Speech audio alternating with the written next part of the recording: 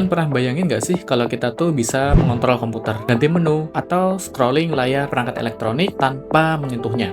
Gimana tuh caranya? Yaps, cuma pakai gerakan mata. Teknologi ini disebut dengan Zero UI. Zero UI ini sudah banyak diterapkan di berbagai industri. Salah satunya adalah industri rumah sakit. Ingat kan kemarin waktu COVID-19? Kita harus menghindari kontak fisik secara langsung untuk menghindari penyebaran infeksi virus COVID-19.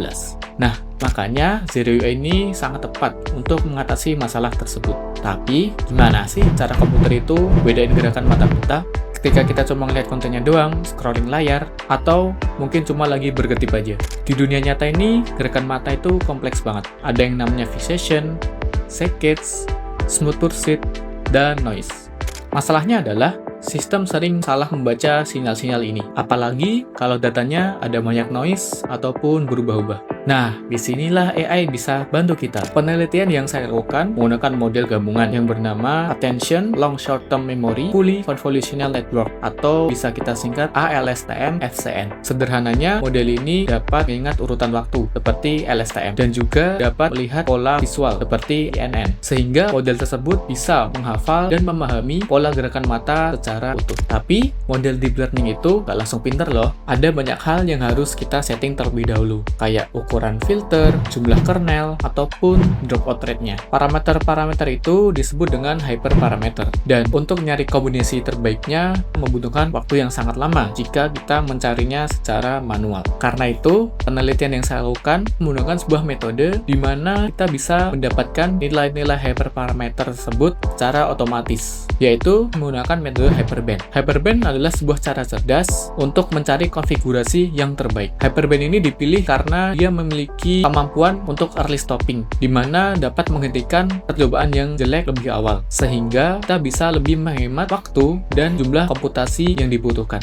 tapi tetap bisa menghasilkan nilai-nilai hyperparameter yang terbaik. Ibaratnya nih ada suatu kompetisi olahraga yang sangat besar dan terdiri atas banyak peserta dan terdiri atas beberapa grup, di mana kita akan mendapatkan juara dari masing-masing grup, kemudian juara dari masing-masing grup tersebut akan diadu untuk mendapatkan satu juara yang terbaik. Jadi kita nggak perlu buang-buang waktu untuk mengadu semua peserta secara satu persatu. Kita hanya butuh fokus ke peserta yang terbaik saja. Nah, Hyperband juga gitu konsepnya. Dia mengeliminasi model-model atau kombinasi parameter yang performanya buruk, sehingga sumber daya komputasi yang ada itu bisa lebih fokus kepada model-model dengan performa yang terbaik, hingga kita bisa lebih menghemat waktu dan sumber daya komputasi. Hasil dari Hyperband ini luar biasa. Setelah diuji dengan dataset Gescom menggunakan metode evaluasi Live One Video Out atau LOVO, metode yang saya ajukan ini dapat lebih unggul dibandingkan 3 metode yang mungkin cukup populer untuk kasus klasifikasi di bidang time series ini, seperti LSTM, BLSTM, dan TCN.